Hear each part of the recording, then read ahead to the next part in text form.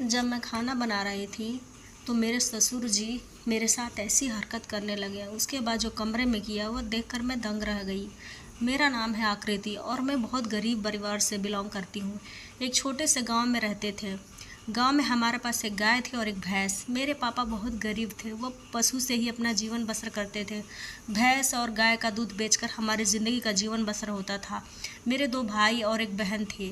धीरे धीरे मैं बड़ी होने लगी। मेरे पापा ने मेरे लिए रिश्ता ढूंढना शुरू कर दिया। पड़ोस के गांव में ही लड़का मिल गया। लड़का अच्छा खासा दिख रहा था, ज़्यादा दहेज की मांग कर रहा था। मेरे पापा के पास इतने पैसे नहीं थे कि वह दहेज मुझे दे सके, इसलिए हम अपने टाइप का लड़का ढूंढ रहे थे जिसे दहेज नहीं चाहिए हो। ऐसे ही ढूंढते ढूंढते एक लड़का मिला जो आर्मी में था। वो लड़का बहुत ही अच्छा था, अच्छी इनकम भी थी उसकी। वो अपने माँ बाप का अकेला लड़का था, बस बाप और बेटे 2 ही लोग थे। मेरे पापा ने मेरी शादी उससे कर दी। मेरे जो पति थे वो हमेशा बाहर रहते थे, क्योंकि आर्मी में थे, इसलिए वो घर पर ज़्यादा नहीं आते थे।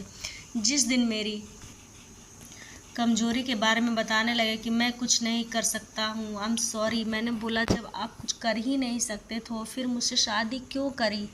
रवि ने कहा, मैं शादी नहीं करना चाहता था पर मेरे पापा ने मुझ पर प्रेशर किया इसलिए। लीनम बोली, क्या हुआ, आपको किसी की ज़िंदगी का बर्बाद करने का कोई हक नहीं है। रवि बोला, क्या करूं, मुझे जब हो नहीं हो सकता तो मैं क्या करूं। नेहा को बहुत रोना आ रहा था। कैसे घर में आ गई, बिल्कुल बर्बाद हो गई। क्या क्या सोचा था और क्या हो गया, क्या मिला।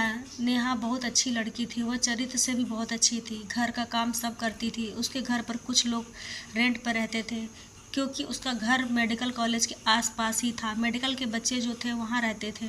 वह उनसे बातें करती थी और खुश रहती थी। वह सोचती कि मैं ज़िंदगी कैसे काटूं, यह सोचकर वह टेंशन में रहा करती थी। एक दिन उसे अपने ससुर जी से यह सोचा कि मैं बताऊं कि आपका बेटा कुछ नहीं कर सकता है, पर उनके पास इतनी हिम्मत नहीं जुटा पा रही थी कि वो अपने ससुर जी से कहे कि आपका बेटा निकम्मा है, कुछ नहीं कर सकता है। ऐसी बातों ही बातों में एक दिन उसने अपने ससुर से बोल दिया, ससुर जी, उनसे तो कुछ होता नहीं है, फिर मैं यहाँ क्यों रहूँ, किस लिए रहूँ, मेरा क्या है, कुछ भी तो नहीं है। ससुर जी तो पहले ही मेरे पे बुरी नज़र गड़ाए बैठे थे।